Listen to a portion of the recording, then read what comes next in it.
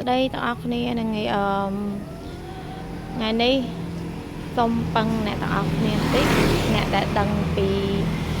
របៀបនៃការបើកSmart Key ស្គប់ពី2025នឹងឯកសារតែ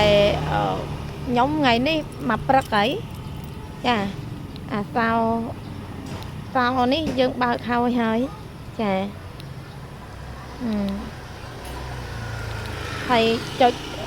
តលេងក៏អត់លឺដែរអត់ដឹងថាមានបញ្ហាអីទេអញ្ចឹងបងប្អូនណាដែល